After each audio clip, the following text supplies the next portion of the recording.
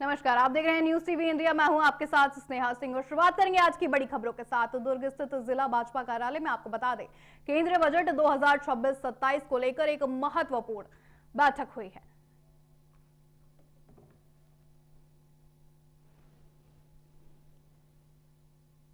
आपको बता दें, वित्त मंत्री निर्मला सीतारमण ने संसद में देश की बही खाती का पूरा हिसाब किताब पेश कर दिया है।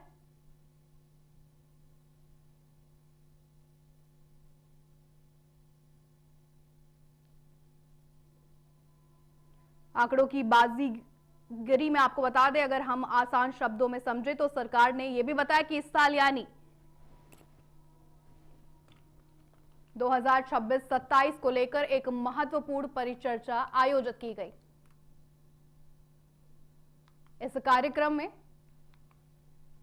कैबिनेट मंत्री गजेंद्र यादव भी वहां मुख्य रूप से शामिल हुए हैं। उन्होंने बजट की बारीकियों पर प्रकाश डालते हुए इसे विकसित भारत की नींव भी बताया है। बता दें, मंत्री यादव ने यह कहा कि इससे स्वास्थ्य पर्यटन का एक नया विजन है, जिसमें बघेल ने बजट को शेख चिल्ली शराबी करार दिया है। उन्होंने आपको बता दें, जनहित का बजट भी केवल शराबी ही नजर आता है। उन्होंने तंज कसते हुए यह भी कहा कि कांग्रेस शासन में केवल भ्रष्टाचार का शोरबा परोसा गया है, जबकि यह बजट देश की अर्थव्यवस्था को रिफॉर्म एक्सप्रेस पर सवार करने और 2047 तक भारत को विशेष विश्व गुरु बनाने का सशक्त माध्यम है।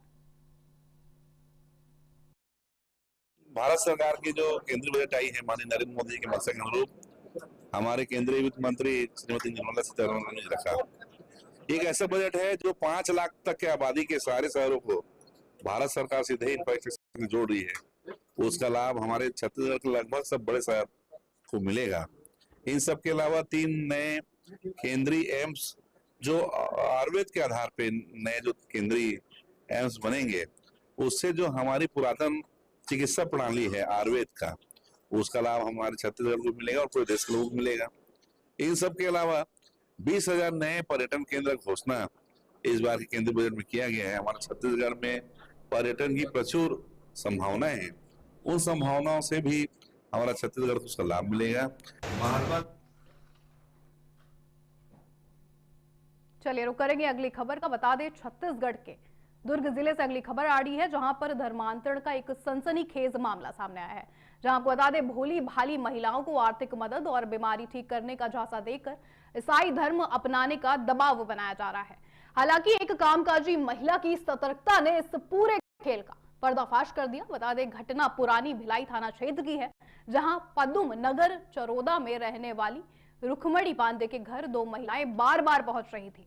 इन महिलाओं ने रुखमणी को, आपको बता दें, ईसाई धर्म अपनाने और साथ ही उसको धर्म परिवर्तन कराने के नाम पर उसे मुफ्त इलाज, आर्थिक सहायता और यहां तक कि उनकी बेटी की शादी में मदद करने का बड़ा लालच भी दिया। जब इन महिलाओं ने दोबारा घर आकर दबाव बनाया तो रुखमणी ने डरने के बजाय सीधे कार्रवाई करने की आवाज उठा दी। पुलिस ने, आपको बता दें, अब इस मामले में भारतीय न्याय संहिता का भी मामला लगा दिया है। साथ ही बीएनएस और छत्तीसगढ़ धर्म स्वतंत्रता अधिनियम के तहत मामला भी दर्ज कर लिया गया है।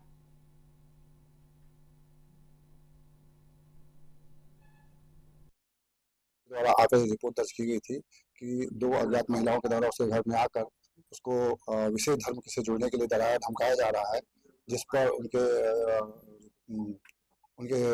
प्रार्थी के आवेदन पर हमने अपराध पंजीबद्ध किया है। आगे नियमानुसार कार्रवाई की जा रही है। दोनों महिलाओं की गिरफ्तारी की जा चुकी है, न्यायिक हिरासत में लिया जा रहा है। महिला कहाँ की थी?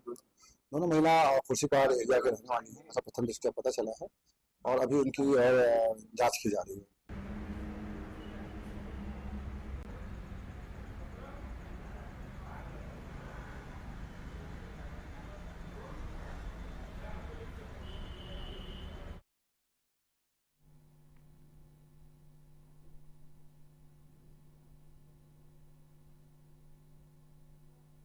चलिए रुक करेंगे अगली खबर का। दुर्ग में लाखों की चोरी का एक ऐसा मामला सामने आया है, जिसे सुनकर आप भी हैरान रह जाएंगे। यहां पुलिस को चोर तक पहुंचने के लिए किसी मुखबिर ने नहीं, बल्कि आपको बता दें, एक सेल्फी की जरूरत पड़ी है। घर में काम करने वाली नौकरानी ने चोरी तो बड़े शातिराना ढंग से की है, लेकिन चोरी के गहने पहनकर फोटो खिंचवाने का उसका शौक उसे जेल ले गया है। बता दें, पुलिस ने महज 24 घंटे के भीतर 20 लाख के जेवर भी बरामद कर आरोपी को गिरफ्तार कर लिया है। जांच में यह भी पता चला है कि घर में काम करने वाली कविता देशल हरे ने एक फोटो सोशल मीडिया पर डाली थी, जिसमें वह कीमती साड़ी और भारी गहने पहने नजर आ रही थी। जब पुलिस ने इन गहनों का मिलान प्रार्थी के गायब हुए जेवरों से किया तो सारा माजरा साफ हो गया। पुलिस ने तत्काल कविता को हिरासत में लिया है, जहां उसने अपना जुर्म कबूल कर लिया है। विश्वास का फायदा उठाकर कविता ने करीब, आपको बता दें, 20 लाख के गहने पार कर दिए थे, जिन्हें अब पुलिस ने जब्त कर लिया है।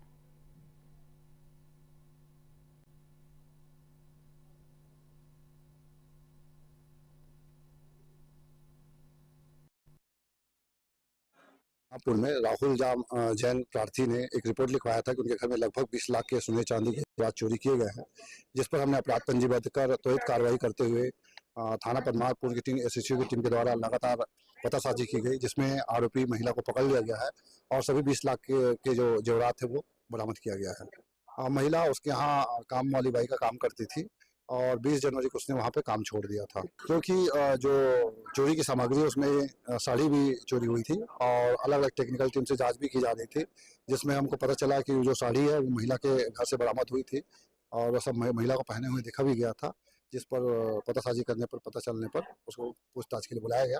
पूछताछ पर उसने अपना आरोप स्वीकार किया। डायमंड के पेंडल्स और सोने।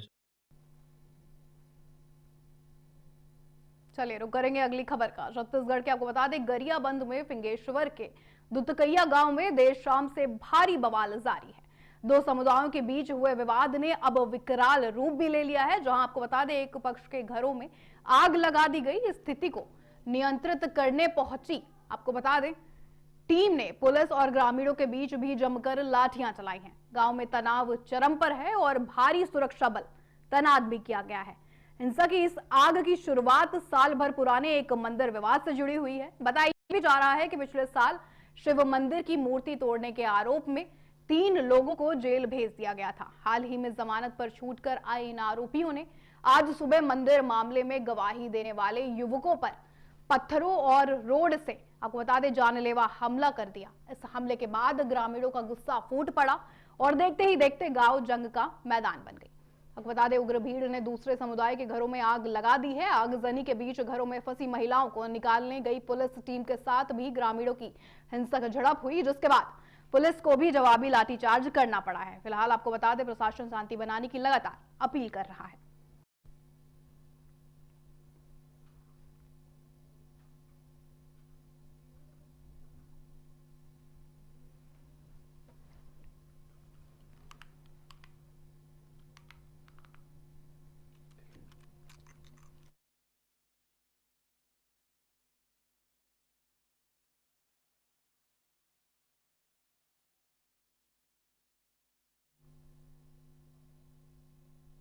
चलिए रुक करेंगे अगली खबर का। केंद्रीय बजट 2026-27 के पेश होने के बाद अब आम जनता की राय भी सामने आने लगी है। बता दें, गरियाबंद से लेकर देश के अलग अलग हिस्सों में लोग इस बजट को विकसित भारत की और एक लंबी छलांग भी बता रहे हैं। जनता का यह भी मानना है कि यह बजट केवल आंकड़ों का खेल नहीं, बल्कि ग्राम विकास, श्रमिक उत्थान और मध्यम वर्ग की आकांक्षाओं को समर्पित एक ठोस दस्तावेज भी है। मैन्युफैक्चरिंग से लेकर, आपको बता दें, इंफ्रास्ट्रक्चर तक हर ओर, आपको बता दें, टूरिज्म भी हो, चाहे समाज के हर वर्ग को इस बजट में कुछ ना कुछ खास मिला है, ऐसा उनका कहना भी है। प्रधानमंत्री मोदी के विजन को सराहते हुए लोगों ने यह भी कहा कि यह बजट साधन से समाधान तक की एक स्वर्णिम यात्रा है, जो 2047 तक भारत को विश्व गुरु बनाने का मार्ग प्रशस्त करेगी।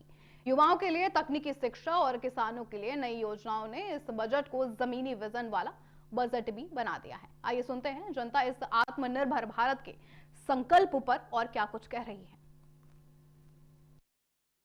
पे 13 लाख तक की छूट दी गई है और किसानों के लिए एक बहुत ही बड़ा अवसर मिला है। मत्स्य पालन में सीधे तौर पर किसानों को आर्थिक मजबूती इस बजट से मिलेगी।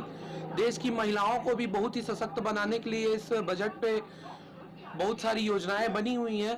तो मोदी सरकार की आम बजट में वो की कहावत है, नई बोतल में पुरानी शराब, जनता को सिर्फ निराश, बजट शेयर बाजार को भी ले डूबा है। बहुत बुरा स्थिति है। और देखो ना आप, किसानों के लिए कोई नई योजना नहीं है। कृषि के क्षेत्र में इस बजट में पूरी तरह से नज़रअंदाज कर दिया गया है। किसान को राहत देने के लिए कोई ठोस कदम नहीं है। केंद्र सरकार, मोदी जी के सरकार के द्वारा जो 26-27 में बजट पेश हुई है, वह युवाओं के लिए, किसानों के लिए, महिलाओं के लिए बिल्कुल ही सराहनीय बजट है। इससे ग्रामीण विकास के लिए, शहरी क्षेत्र के लिए और कस्बाओं के लिए बहुत ही उचित बजट है। ये अभी केंद्र सरकार द्वारा बहुत ही सराहनीय बजट प्रस्तुत किया गया है। बजट में ग्राम विकास, श्रम विकास, कृषि विकास, इंफ्रास्ट्रक्चर डेवलपमेंट, महिलाएं सशक्तिकरण, युवाओं के उत्थान के माध्यम से सभी वर्ग को समर्पित करने वाला यह आम बजट है। मैन्युफैक्चरिंग से लेकर इंफ्रास्ट्रक्चर तक, स्वास्थ्य से लेकर के टूरिज्म तक, ग्रामीण क्षेत्र से लेकर के एआई तक, स्पोर्ट्स से लेकर तीर्थों तक विकसित भारत का यह बजट है, जो कि हर गांव, हर कस्बे, हर शहर के युवाओं को तथा महिलाओं, किसानों के सपनों को शक्ति देने तथा उन्हें पूरा करने वाला बजट है। रुक करेंगे अगली खबर का। अगली खबर आ रही है शक्ति जिले से। बता दें, शक्ति जिले के माल खरोदा ब्लॉक के डोंगरीडीह गांव में विराजत बाबा यादराम धाम की में आपको बता दें श्रीमद भगवत कथा का आयोजन किया जाएगा। कथा का वाचन धार्मिक पथ प्रदर्शिका एवं अंतर्राष्ट्रीय कथा वाचिका प्राची देवी के द्वारा किया जाएगा। प्राची देवी भजन गाती हैं और भक्तों को आध्यात्मिक रूप से आपको बता दें संतुलित तथा धार्मिक जीवन का अनुसरण करने के लिए प्रेरित करते हैं।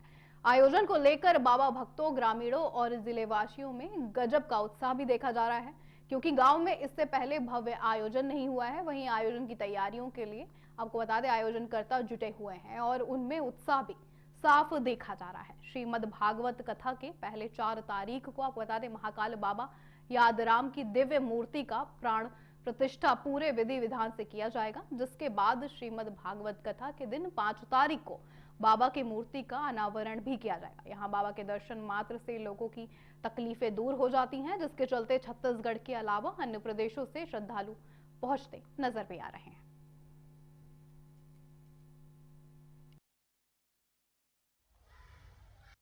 हमन बहुत खुशी से उछला था, ऐसा लगा था हम अल्लाह बहुत खुश।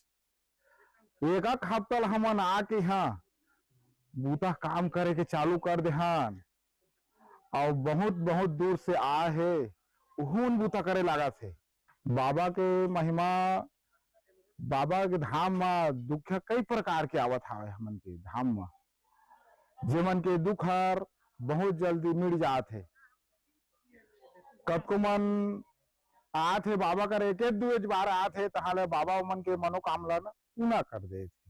अभी 5 तारीख के मूर्ति की स्थापना हुई, जेमा भव्य प्राची देवी के भागवत कथा के आयोजन रखे गए हैं। 5-2-26 से 11-2-26 तक करीबन 20-25 हजार के भीड़ लग सकते है।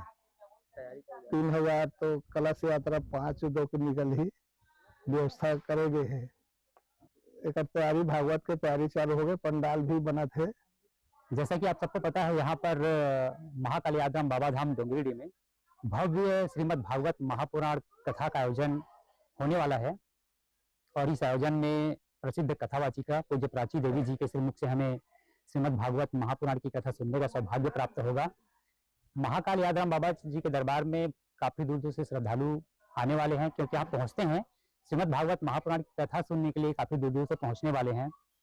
यहाँ जो भी श्रद्धालु भक्तजन आते हैं उनको जिस प्रकार की समस्या रहती थी, तंत्र बाधा और बहुत सारी परेशानी जिसको हम बयान भी नहीं कर सकते,